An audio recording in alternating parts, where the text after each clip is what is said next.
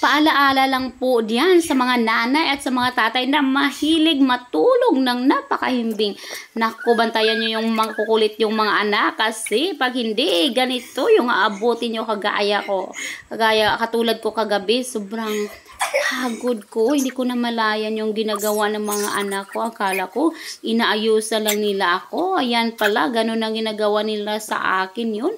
Ito talagang boy ko. Nako, pag tumawa pa, tumatakbo pa para hindi ko marinig yung boses niya. Tsaka yung salary nitong girl ko na to, oh. Tingnan mo, inubos na yung pang blush on ko lang sana yan, no? Ginagamit ko yan sa aking pisngi. Pero yan, oh, wala na ang natira. Naubos na. So, yan. Inubos na nila, oh, yung boy ko. Grabe talaga. Ganyan yung resulta ng prank nila.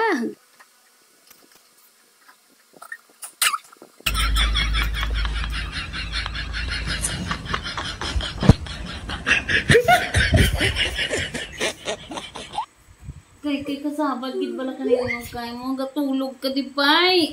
Sigihan yo gid bala karon. Mama, ma picture ta ma. Ma picture ta. Ma picture na ta ma. Mama. Picture.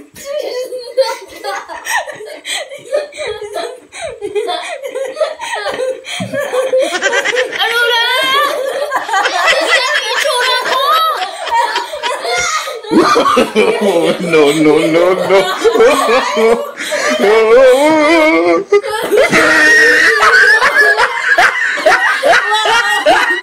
So cute! Grabe! Ginawa nila sa mukha ko! Ito yung salarin, ha? Oh, ginaya na nilang lipstick ko!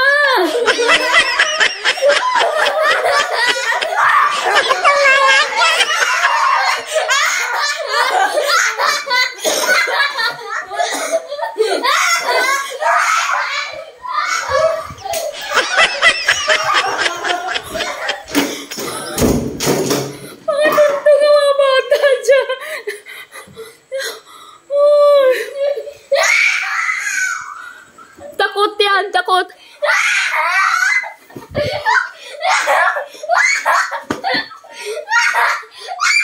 Aray, aray, aray.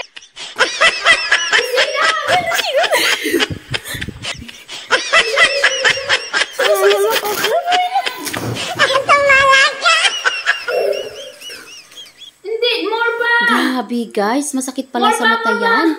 Hindi ko na ma-open yung mata ko dyan. Kaya yung dalawa, nagpanik na sila. Tsaka yung babae ko, nakaihi na sa shirt niya. Yan, sa kagawa nila. Ma. Kaya na? Wala na? Wait lang. Dabo-dabo. ano mo pa pakulan ka na? Nagnihin ako sa short. Wala na? Wala na. Wala na? Wala na.